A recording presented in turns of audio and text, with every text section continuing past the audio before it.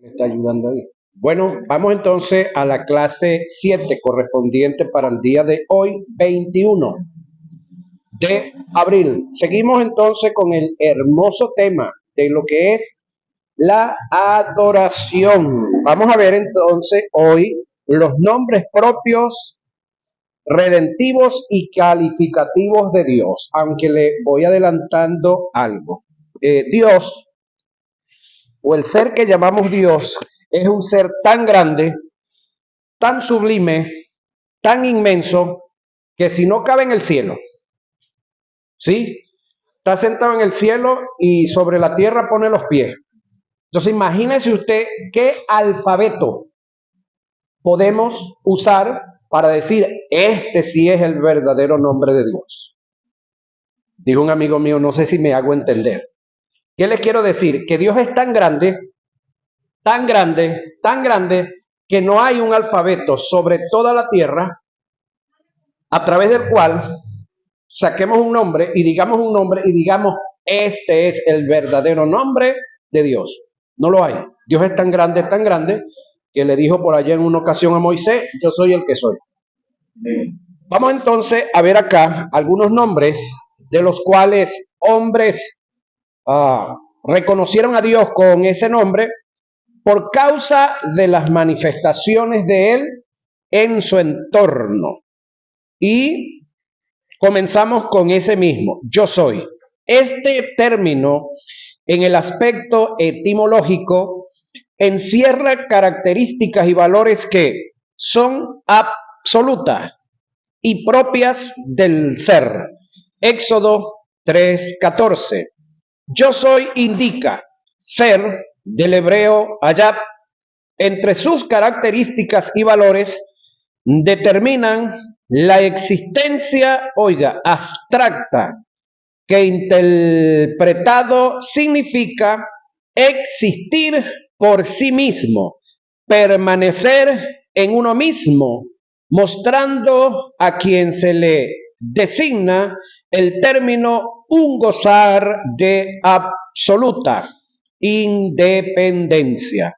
Cuando Dios le dijo a Moisés, dile a ellos que yo soy, me envió a vosotros, lo que le quiso decir fue, dile a ellos que el que existe por sí mismo, permanece en él mismo y no depende de nadie, te está enviando. Casi nada, ¿ves?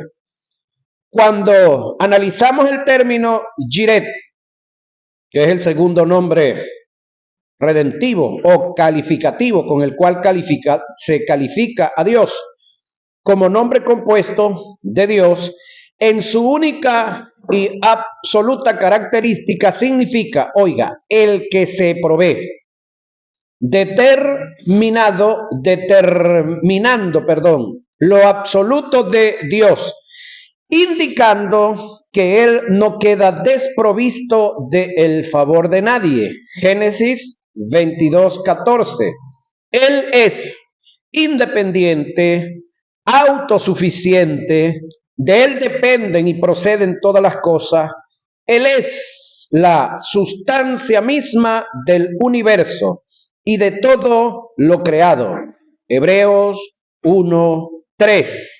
Entonces, ese término Jiret, yo lo confundía un poco con el Shaddai, que se parecen. Sin embargo, Jiret es el que se provee a sí mismo, el que nadie lo toma por sorpresa, el que nadie le dice, bueno, no hay Dios, no lo vamos a poder hacer porque no hay.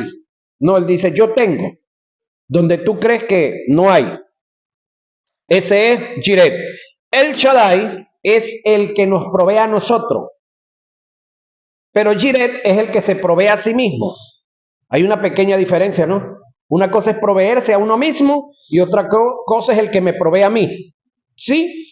Ahora, ese nombre lo vemos escrito en muchos lugares, muy especialmente se ve por ahí en algunos carros y a veces a uno le provoca preguntarle, hermano, ¿qué significa ese término que está ahí escrito? Para saber, porque es que hay algunos que escriben el nombre porque suena bonito, porque es desconocido. Pero si tú no sabes el significado del nombre, nada haces con tener ese nombre escrito donde lo tenga. Nada haces con expresarlo como lo expreses si tú no sabes el significado de ese nombre. Por lo tanto, llamar a Dios por un nombre que tú no lo conoces no es adoración, eso es adulación. Eso es repetir lo que oíste de otro sin saber ni siquiera si el otro sabe lo que está diciendo y tú estás en el mismo lugar o espacio del otro. Ahora, cuando Dios le dijo a Moisés, dile a ellos que el yo soy me envió a vosotros, lo que quiso decir fue, dile a ellos, ya pasamos por aquí, Jiret, el que se provee a sí mismo. Ok, en Juan 5:26 se refleja las características del gran yo soy. Jesús dijo, porque como el Padre tiene vida en sí mismo, es decir, nadie le ha dado la vida, Él la tiene en Él mismo. El texto continúa diciendo, así ha dado también al Hijo. ¿Sí? Si usted continúa leyendo el texto. Por lo tanto, el Hijo también tenía vida en sí mismo, porque a Jesús no fue Dios que hizo a Jesús Jesús. Recuérdense que el texto dice que el verbo se hizo, Él se hizo Él mismo. No es que otro lo hizo, sino Él se hizo Él mismo. ¿Por qué razón? Porque gozaba y goza de una capacidad de ser y de hacer y de hacerse. Ahora, el término Jiret tiene que ver con la provisión propia que Dios se hace, no quedando desprovisto del favor de los hombres. Este nombre se manifestó en alto cuando Dios fue provisto de un cordero en el momento cuando Abraham fue a sacrificar a su hijo y también le manifestó cuando entregó a su propio hijo por la humanidad. Es decir, cuando Abraham alza el cuchillo para quitarle la vida a su hijo Isaac, por supuesto, cuando lo está haciendo externamente con su mano, es porque ya en su corazón lo ha hecho, ya lo ha quitado del lugar que le correspondía única y solamente a Dios. Entonces, Abraham, con ese niño en ese lugar donde lo tenía al principio, no calificaba como un adorador. Tuvo entonces que sacrificarlo acá adentro y casi sacrificarlo afuera para mostrarle a Dios con hechos que sí, estaba dependiendo de él, que su confianza estaba en él y no en el muchacho que le había dado. Ahora, una vez que Dios, por Dios Verbo, le dice a Abraham que detenga su mano, que no le haga nada al muchacho, Abraham se voltea, me imagino que oyó bulla, o Dios lo motivó a voltearse y vio que así detrás estaba enredado en un monte un ovejo, enredado por los cuernos. Suelta a su muchacho y fueron, me imagino que entre los dos se trajeron el animal, lo subieron en el sitio y lo sacrificaron. ¿Quién? Abraham no llevó ovejos de los muchos que tenía. No, Dios se proveyó él mismo del elemento para que se hiciera el sacrificio. Bueno, al igual, Dios cuando determinó acabar con el pecado, se proveyó de alguien sobre quien colocar el pecado y destruir y acabar el pecado y proveer para nosotros la salvación eterna que tenemos. El apóstol Pablo presenta las características de la autosuficiencia de Dios en el discurso que le diera a los atenienses en el Areópago. Analicemos el pasaje. Oiga la expresión. Entonces Pablo, puesto en pie en medio del Areópago, dijo: varones atenienses, en todo observo que soy muy religioso. Nótese que no les dijo idólatra. Porque pasando y mirando vuestros santuarios, hallé también un altar en el cual estaba esta inscripción: al Dios no conocido, al que vosotros adoráis o tomáis en cuenta o buscáis reverenciar, aunque no lo conoce, pues sin conocerle es a quien yo os anuncio El Dios que hizo el mundo, es decir, el creador, el Elohim y todas las cosas que en él hay, siendo Señor del cielo y de la tierra, no habita en templos hechos por mano humana, ni es honrado por manos de hombre, como si necesitase de algo, pues Él es quien da a todos vida y aliento y todas las cosas, y de una sangre ha hecho todo el linaje de los hombres para que habiten sobre toda la faz de la tierra, y les ha prefijado el orden de los tiempos y los límites de sus habitaciones, para que busquen a Dios, si en alguna manera palpando puedan hallarle, aunque ciertamente no.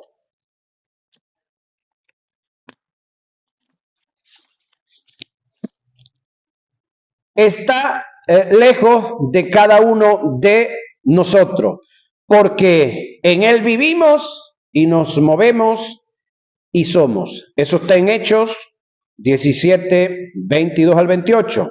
Una de las formas de honrar este nombre es evitar caer en el terreno de la autosuficiencia, la independencia y creernos el eslabón perdido de Dios. Siempre debemos tener presente que Dios lleva a cabo su obra, aunque tú no te prestes para ello. Él se proveerá. Dios es autosuficiente para todas las cosas. Él no depende de nadie.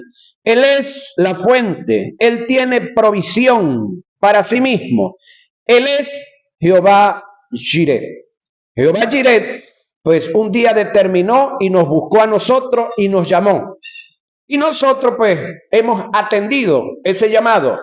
Pero si por alguna circunstancia en nosotros llegara a adentrar un grado de torpeza y determinemos que no vamos a servirle a Dios, no vamos a seguir en obediencia a Él, no vamos a llevar a cabo lo que Él nos ha planteado hacer, pues Él no tiene problema con eso, sencillamente nos aparta a un ladito y se busca otro porque Él tiene bastante.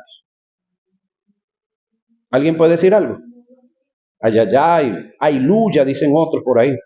Entonces no creas que porque tú decides no hacer las cosas, pues Dios no las va a llevar a cabo. No, Dios tiene planes que los va a llevar a cabo contigo o sin ti, conmigo o sin mí. Eso depende de nosotros, no de Él.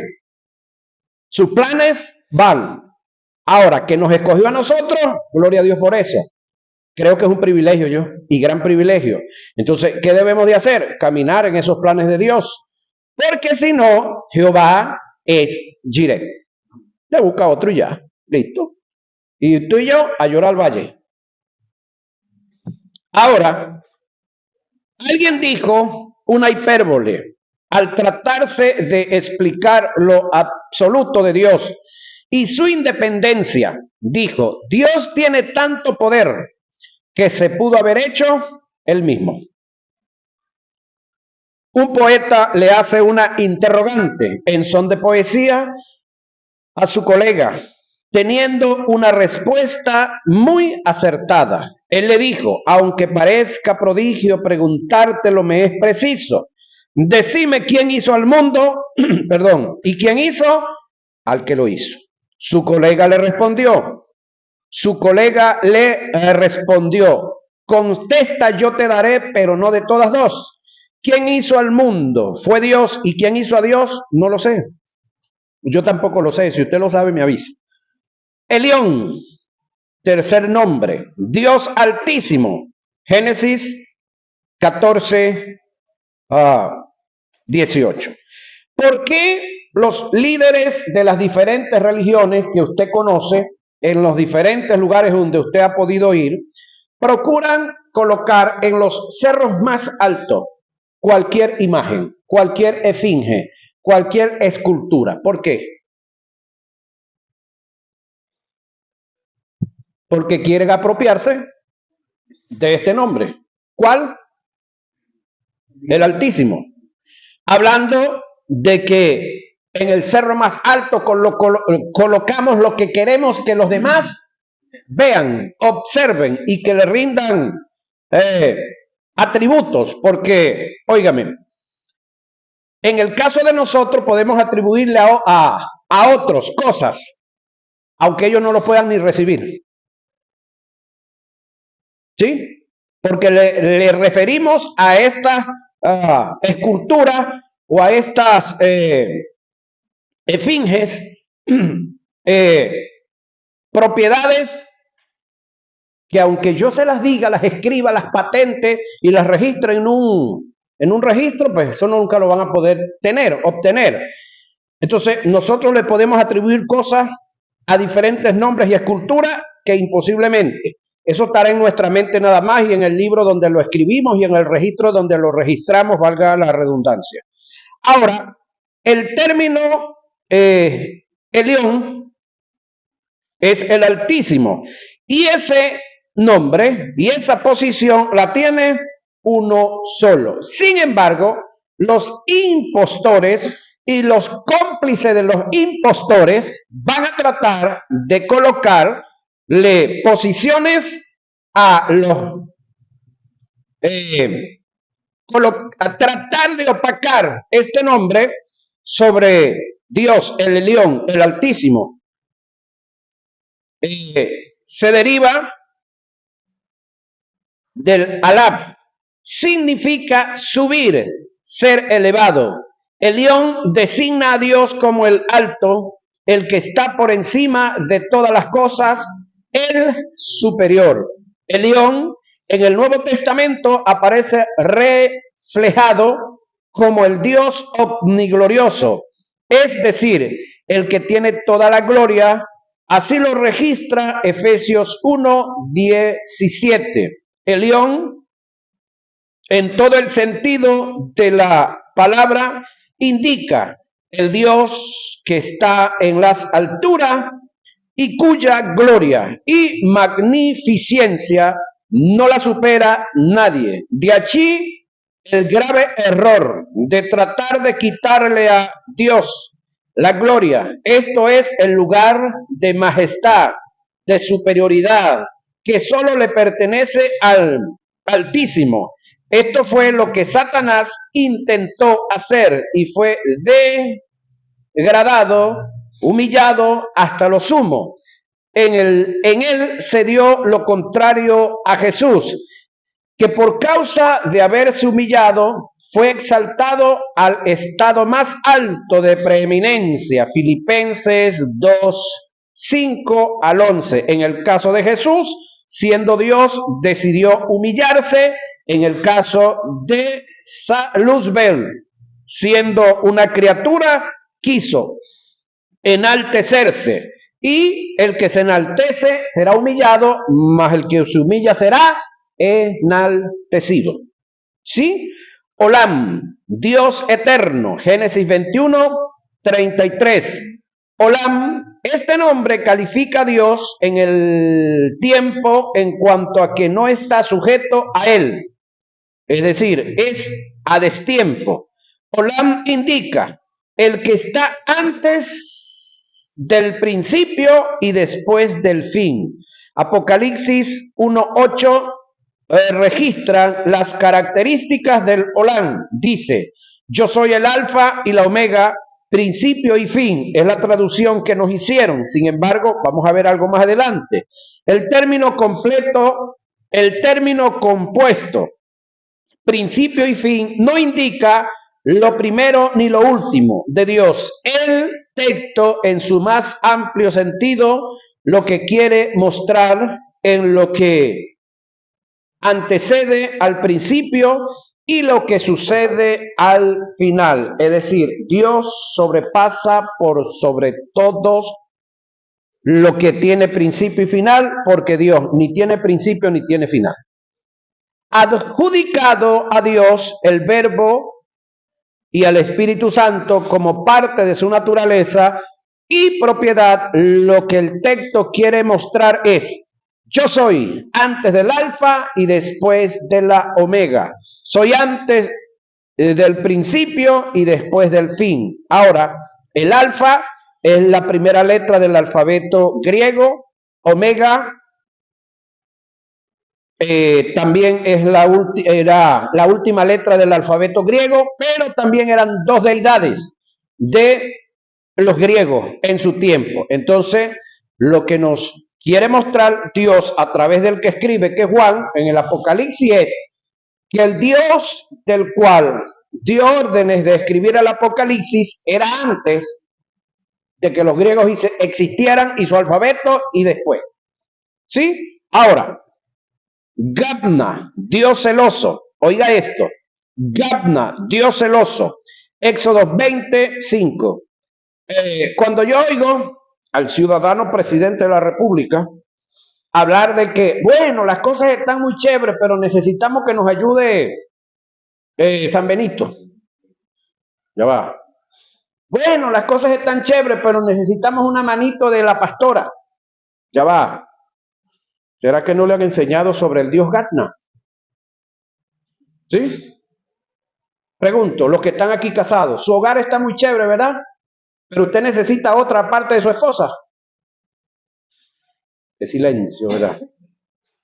Pregunto, su hogar está muy chévere, dama casada que estás aquí, pero usted necesita otra parte de su esposo. Analice esto. Gatna, este nombre designa a Dios como el que exige, oiga, la preeminencia o el primer lugar en nuestras vidas. Es un nombre que está asociado con la adoración en oposición a la idolatría. Para no quebrantar este principio y deshonrar este nombre, debemos tener sumo cuidado de no colocar a nadie en el lugar que le corresponde a Dios. Si alguien o algo ocupa el lugar que le corresponde a Dios, ante los ojos de él es un ídolo, y esto nos descalifica como adoradores. Un idólatra no es aquel que adora imágenes, es aquel que, conociendo a Dios, se va en pos de dioses ajenos. Este fue el caso de la nación de Israel. ¿Sí? Una nación que Dios la sacó de entre los gentiles, de entre varios pueblos, que ya creo que ustedes conocen bastante de la historia. La saca de entre varios pueblos, de paso la designa para que fuera una nación sin reyes. Era una nación que Dios quería gobernarla a través de jueces y ministrarla a través de los sacerdotes y dirigirla o direccionarla a través de los profetas. Sin embargo, ellos de porfiado dijeron que ellos querían ser como las demás naciones que querían un rey. Ahora, Israel, desde que Dios la creó, ahí está, sí, ahí está en el Medio Oriente. Pero en el argot popular, quiero hablar aquí en esta hora, los que del video pues no me entiendan, me van a disculpar, pero Israel ha llevado más palo que una gata ladrona. Y está llevando y lo que le falta llevar. ¿Por qué causa? ¿Porque Dios es malo? ¿Porque Dios es un incapaz para protegerlos? No.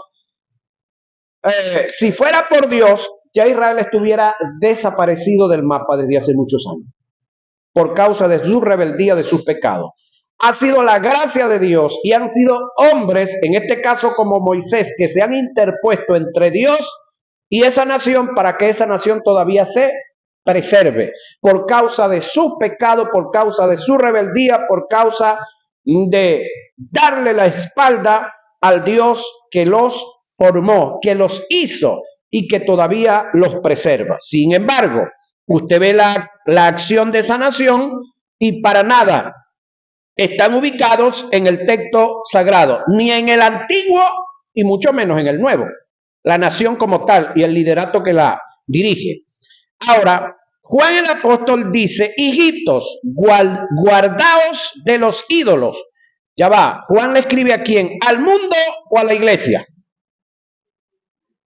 Primera de Juan 5:21. Según el pensamiento del que escribe y el contexto, el término ídolo que aparece en el pasaje no se refiere a imágenes, sino a todo lo que el mundo te ofrece que te llama la atención, dándole lugar en tu vida, fascinándote por completo, pasando a tener dominio de ti, quitándole a Dios el lugar que le pertenece.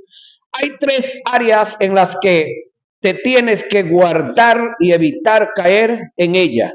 De lo contrario, estarás creando un ídolo que ocupará el lugar de Dios y a su vez creará un Frankenstein, un monstruo que no vas a poder dominar, que son la codicia por el dinero, la sed de prestigio relativo a la fama, la inmoralidad sexual relativo o relativa a todo tipo de fornicación. Este nombre se dio por causa, oiga, del ente, de la adoración, y no por el sujeto, es decir, Dios. El ente eres tú y soy yo. Dios cela, oiga, el lugar que le corresponde por causa y en beneficio de quien presenta la adoración. Ahora yo quiero hacer una pregunta aquí a los casados que están casados y a los que están ennoviados también. Pregunto, los que están casados aquí, ¿usted cela a su esposa? Díganme una mentira, díganme que no. Las casadas, ¿ustedes celan a su esposo? Díganme esa mentira que no. Usted ven a alguien merodeando y muy cerca y coqueteo y un jugueteo muy parecido. ¿Qué harías tú con una novia así, Angelito? Ay, Angelito, ya lo dijiste todo. Ahora, en el caso de Dios, lo hace en favor nuestro, no en el de él. Porque pregunto, ¿nosotros sin Dios qué somos? Nada. Y Dios sin nosotros sigue siendo Dios. ¿Vio el asunto, no? Ok. Ahora, mas no siente rivalidad de ningún Dios. Él es soberano y absoluto como Dios. Él es el único Dios vivo que hay en todos los tiempos y en la eternidad. Así lo describe el escritor de los Hebreos. Horrenda cosa es caer, oiga, en manos del, no de un, como dicen algunos leyendo, del, porque no hay más, no de un, porque habrían otros, del Dios vivo. Hebreos 10:31. Ahora, el término, aunque dice horrenda cosa es caer en manos del Dios vivo, yo también podría decir acá que horrenda cosa es caernos de las manos del Dios vivo. ¿No cree usted? Que creo que es más horrendo caernos de las manos del Dios vivo. Es decir, salirnos de su protección y entrar nuevamente en terreno satánico. ¿Qué es lo único que sabe el diablo hacer? ¿Qué es lo único que ese animal da? Hurta, mata y destruye. Ahora, observe que el texto dice del Dios, no de un Dios, indicando que hay un solo Dios vivo en la existencia del universo y aún en la eternidad. Ahora, vamos al nombre Elohim, el creador, Génesis 1:1. En varias Biblias aparece en el principio creó el Elohim, porque el término castellano no da para colocar en el principio crearon los dioses. No da. Castellanamente no da. Pero el término Elohim es el Dios que es trino y creador.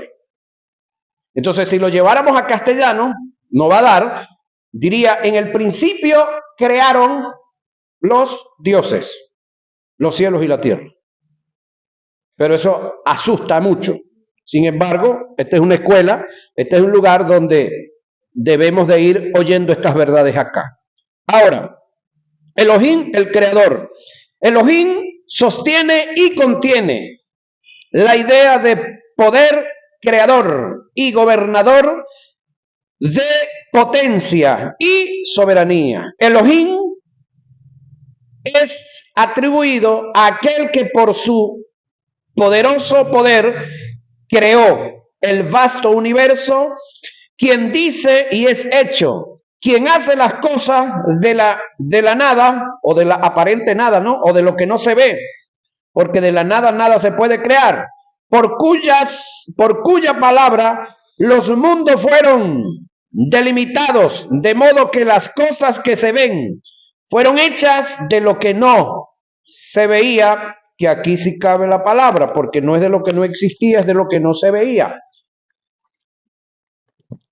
Porque de lo que no existe, nada puede existir.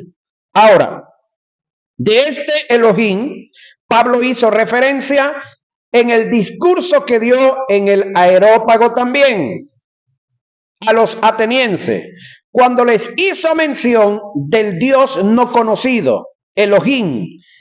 Hechos 17, 22 al 26, cuando habla de el Dios que creó los cielos y la tierra. El término Dios ahí es Elohim. Ninguno de los escritores que hizo mención de Elohim detallan con precisión, en forma completa y concisa, las características y la naturaleza del gran Elohim. Es imposible describir su grandeza. Es decir, la gramática, aunque es muy buena, aunque es muy amplia y muy especialmente la de nosotros, la española, no da para definir exactamente al Elohim como Elohim. ¿Sabe por qué? Porque la gramática la crearon hombres con una mente finita y se está hablando de un ser infinito. ¿Le cabe a usted eso en la cabeza? Me lo imagino, yo también me lo imagino, pero no cabe en la cabeza.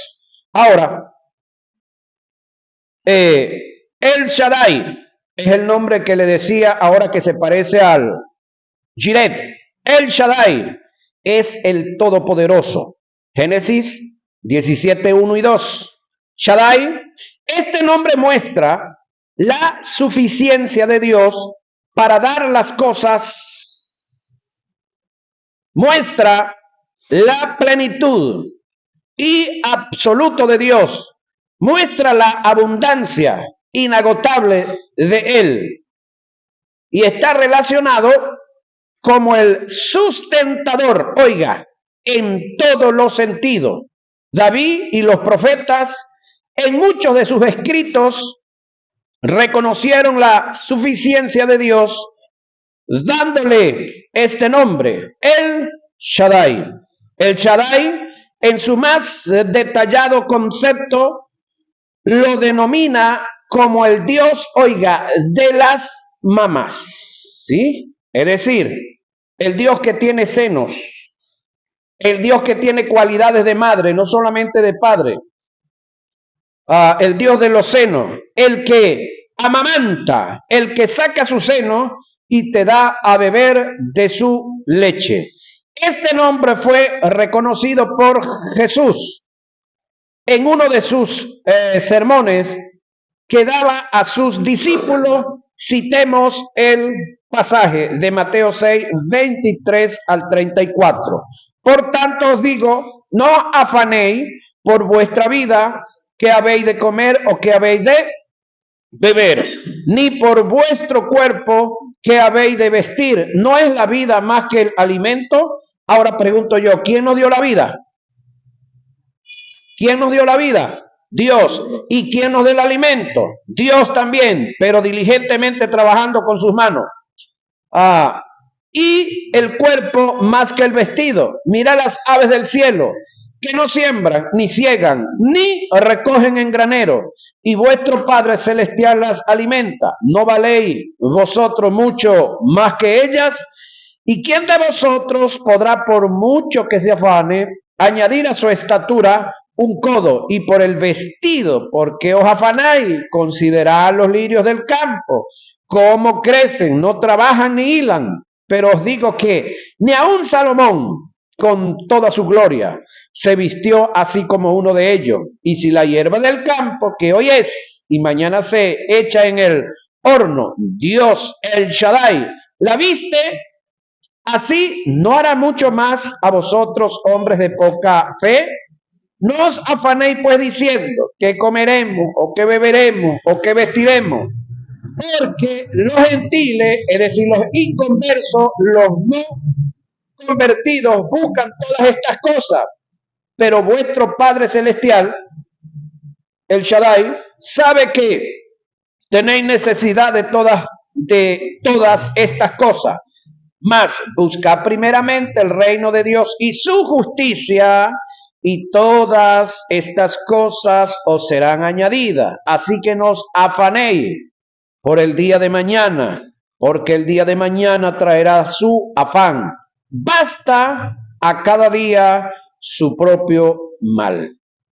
La idea y el objetivo de Jesús con la exhortación que hace a sus discípulos es hacerles creer o crear conciencia en cuanto a la forma de pensar relativo a la provisión por causa de la preocupación que mantenían a causa de su solvencia. El pensar de esta forma es tener la mentalidad de los gentiles, es decir, los incrédulos, los paganos, los no convertidos, que no tienen ni conocen a Dios. El pensamiento de un hijo de Dios debe ser todo lo contrario, debe pensar como un príncipe, como hijo del rey. Un hijo de Dios tiene mentalidad de reino. El que vivamos en afán y ansiedad, preocupados, turbados por nuestras solvencias, es negar a Dios como nuestra fuente, y sería el no reconocerlo y deshonrarlo a Él bajo este nombre redentivo, el Shaddai. La mejor forma de adorar a Dios, honrando este nombre, el Shaddai, es confiando en su provisión sin vacilación alguna. Amén. Y creo que nosotros, los que decidimos quedarnos aquí en esta nación, creo que hemos honrado a Dios en esa posición como el Shaddai. Porque pregunto, ¿qué hombre, qué mujer vive con $3 de salario? Pero ahí están ustedes, vestidos, gordos, más bien algunos gorditos, estamos algunos por ahí pasados de peso. De repente hubo algunos que duramos días sin comprar ropa, ya este año muchos compramos ropa, zapatos y cositas así por el estilo. Y entonces, ¿eso es qué? Shaddai, ajá. Entendimos que el que les da a los que se fueron, que fueron valientes, no fueron valientes para quedarse aquí, pero fueron valientes países, y están comiendo y están gordos allá, pues nosotros también estamos aquí comiendo, bebiendo, estamos gorditos. Hay unos que salieron a pasear y llegaron por ahí. Deben de haber bebido bastante leche cabra, ¿verdad? Comieron chivos por ahí, está bien, está bien. Y somos capaces de decir que nos está yendo mal, ¿verdad? Ok. Entonces, eso es el Shaddai. El Dios que tiene cualidades de madre. Rafa, tu sanador. Éxodo 15, 26. Rafa, este nombre caracteriza a Dios como el sanador. Esta es una de las áreas de la adoración más difíciles de ejecutar, más cuando se está enfermo. Si estando sano poco lo hacemos, cuanto más estando enfermo. Debemos entender y reconocer que Dios es el sanador, aun cuando no me haya sanado. Dios no tiene que mostrarme con hechos lo que Él es, lo que Él es absoluto en todas las cosas. Aunque no me haya sanado, óigame, Él sigue siendo el sanador. Debemos reconocer a Dios por lo que Él es, aún en contra de las circunstancias. No dudes de su fidelidad y de su integridad. Sencillamente, si Él dijo que Él es, o si otros lo reconocieron como tal porque vieron esa manifestación en Él, sencillamente Él es. Por otro lado, nunca debemos atribuirle a Dios una enfermedad, oiga, que venga a nosotros como procedencia de Él. En Él no hay enfermedad, Él no enferma a nadie, Él es nuestro sanador. Ciertamente, oiga, llevó Él nuestras enfermedades y sufrió nuestros dolores, y nosotros le tuvimos por azotado, por herido de Dios y abatido, mas Él herido fue por nuestras rebeliones, molido por nuestros pecados, y el castigo de nuestra paz fue sobre Él, y por sus llagas fuimos nosotros curados. Isaías 53, 4 y 6. Ahora pregunto yo, cuando nosotros nos enfermamos físicamente, ¿en qué área nos enfermamos? ¿En el espíritu, en el alma o en el cuerpo? ¿Dónde puede tocarnos a nosotros una enfermedad? ¿A dónde? Ok, pregunto, ¿Dios tiene cuerpo? Dios es espíritu. ¿Existe enfermedad espiritual? Sí y no. La enfermedad espiritual tiene un solo nombre: el pecado. Y es la incredulidad. Creo que eso yo se los he mostrado varias veces. Y Dios es incrédulo. Ahora, nosotros somos incrédulos. Fuimos, tiempo pasado, ya fuimos sanados. Entonces, espiritualmente estamos libres. Ahora, esa libertad espiritual que tenemos que írsela transmitiendo a nuestra alma, así como estamos aquí, estudiando, analizando, y luego de que usted se sentó aquí 3 horas y oyó 3 horas, entonces tiene que sentarse, no sé si serán 9 o 12 horas, escuchando y repitiendo aquí, y luego darle a la guía, y luego venirse a defender aquí, para que eso se impregne usted. Entonces lo que en su espíritu hay, ¿vaya a dónde? Al alma. Y una vez que esa alma suya esté convencida, que la tiene que convencer es usted mismo, más nadie, entonces sometemos al cuerpo a esa verdad. Y entonces esa salud que afecta única y exclusivamente nuestro cuerpo puede ser desarraigada por un espíritu renacido y un alma convencida de que sí hay un sanador. Entonces lo que en el mundo espiritual es una realidad puede manifestarse en el mundo físico. Así como Él creó lo que hizo de lo que no se veía, así también la sanidad es una realidad para nosotros. Entonces, Jehová Rafa es nuestro sanador, independientemente de que nosotros estemos pasando o padeciendo cualesquier circunstancia en el área de la salud física. Recuérdese que todo lo que tiene que ver con la salud física para efecto de nosotros es circunstancial. Aunque el médico le haya dicho, esa enfermedad que tú tienes es crónica, esto es hasta que te muera. Esa es la verdad de Él, pero la verdad de Dios no es esa. Ahora pregunto, ¿usted se va a aferrar a la verdad circunstancial que le dijo el médico o a la verdad de Isaías 53, 4, 5 y 6? Ya esa es la decisión suya. Y usted puede hacer de la verdad circunstancial del médico su adoración, o la de Isaías 53, 4, 5 y 6. Esa es su decisión.